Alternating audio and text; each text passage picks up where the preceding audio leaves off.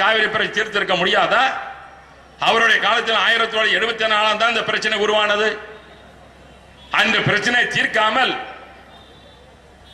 தன்னுடைய சுயநலத்திற்காக, தன்னுடைய சர்க்காரியா கமிஷன் ஊழல் தப்பிப்பதற்காகத்தான் கருணாநிதி முயற்சி செய்தார் ஒழிய இந்த காவிரியினுடைய தண்ணீரை கொண்டு வந்து தமிழ் மக்கள் தாகத்தையும் உரிமை தீர்ப்பதற்கு தவறியவர் தான் இந்த கருணாநிதி. தமிழ் சொல்லி ஏமாற்றிக் கொண்டிருக்கின்ற கருணாநிதி அன்று காட்டி கொடுத்தவர் கருணாநிதி. தான் செய்த உடன் தப்பிக்க வேண்டும். இந்த நாட்டு மக்களை பற்றி கவலைப்படவில்லை, தமிழ் மக்களை பற்றி கவலைப்படவில்லை, தான் வளர்ந்த தஞ்சாவூரை பற்றி கவலைப்படவில்லை. இப்படி சுயநலத்தில் மொத்த உருவமாக இருந்த கருணாநிதி இன்று ஏதாவது ஒரு அறிக்கை, சரியான ஒரு அறிக்கை தருகின்றாரா? தமிழை தாக்கப்படுகிறார் அதற்காக கண்டனம் தெரிவித்தாரா?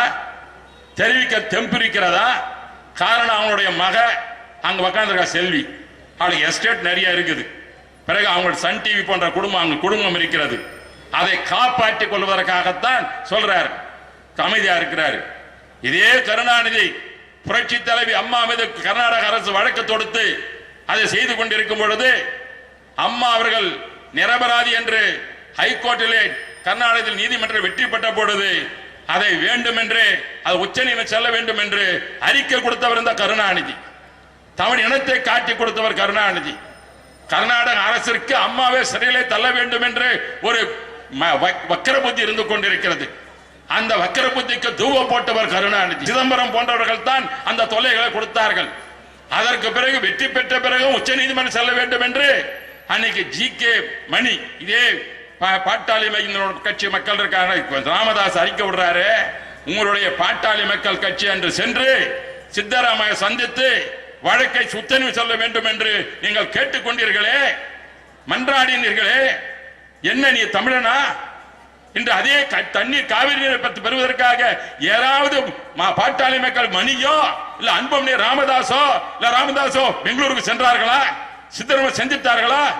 உங்களுடைய காழ்ப்புணர்ச்சி ஏதோ அறிக்கை விட்டு கொண்டு ஏமாற்றிக் கொண்டிருக்கின்ற நீங்கள் ஒரு தமிழனை காட்டிக் கொடுப்பதற்காக, தமிழ் தலைவியை காட்டிக் கொடுப்பதற்காக நீங்கள் எல்லாம் செயல்பட்டுக் கொண்டிருக்கின்ற ஒழிய உண்மையிலேயே காவிரி பிரச்சனை தீர்ப்பதற்காக இந்த தமிழகத்தில் இருக்கின்ற அனைத்து இந்திய அண்ணா திராவிட முன்னேற்ற கழக மற்ற கட்சிகளுக்கு அக்கறை இல்லை என்பதைத்தான் சொல்ல விரும்புகின்றேன். அரசியல் செய்கின்றார்கள். அனைத்து கட்சியும் கூட்ட வேண்டுமா? என்ன அனைத்து கட்சி கூட்ட என்ன பண்ற? அனைத்து கட்சி கூட்ட இத்தனை முறை நம்ம பார்த்தோம்ல. இன்னைக்கு என்ன மோடி என்ன செஞ்சிருவாரா? மோடி என்ன அறிக்கை விடுறாரு? மறந்துடுங்க, உங்களுடைய கதை முடிஞ்சு போச்சு. அதே போலதான் காங்கிரஸ்காரன். நீ காங்கிரஸ்காரன் பாத்தீங்கன்னா ஒரு காங்கிரஸுக்கு ஒரு தலைவனை போட முடியல. அண்ணா திமுக உருவாகி இங்க மந்திரி பதவி வேலை பயித்து இதன் மூலமாக புரட்சி தலைவர் அடையாளம் கட்டப்பட்டு அம்மாவுடைய ஆட்சியிலே இருந்து அங்க கட்சியை விட்டு நீங்கி திரும்பி கட்சியில வந்து சேர்ந்து திரும்ப கட்சியை விட்டு வெளியே போய் பிறகு பிஜேபி கட்சியில சேர்ந்து அங்க மந்திரியா இருந்து அதை காட்டி கொடுத்து விட்டு பிறகு வந்து காங்கிரஸ் பக்கம் சேர்ந்து அவர் வந்து இன்னைக்கு காங்கிரஸ் தலைவர். இந்த அளவுக்கு காங்கிரஸ் நிலைமை இந்த நாட்டிலே, தமிழ்நாட்டிலே அவல நிலைமையில் இருக்கிறது. ஆள் கிடைக்கலையா? இது அண்ணா திமுக கூட்டு போய் தான் அங்க வச்சு நான் நடத்த வேண்டியது கட்சியை. திமுக நிலைமை அவதான் பாத்தீங்கன்னா, திமுக இருக்கிற பல பேர் தலைவர் பார்த்தீங்கன்னா எல்லாம் அண்ணா திமுக போனவங்க தான். இவங்களுக்கு எல்லாம் இந்த கட்சிகளுக்கு திமுக ஆள் கிடையாது, காங்கிரஸுக்கும் ஆள் கிடையாது, மோடி கட்சிக்கும் ஆள் கிடையாது. அதுல மோடி மஸ்தான் வேலை தான் பண்ணிட்டு இருக்கணும். ஒரு வேலை நடக்காது. புரட்சி தலைவி அம்மாவுடைய செல்வாக்கை குறைப்பதற்கு பிறந்தவர்கள் இந்த உலகிலே யாரும் இல்லை என்பதை சொல்ல வருகின்றேன். இனத்திற்காக, தமிழ் மொழிக்காக, தமிழ் நாட்டிற்காக உலகெங்கும் வாழ்கிற தமிழர்கள் ஒற்றுமையாக வாழ்ந்து இந்த இனம் செழிக்க வேண்டும் என்று பாடுபட்டவர் பேரண்ட அண்ணா அவர்கள்.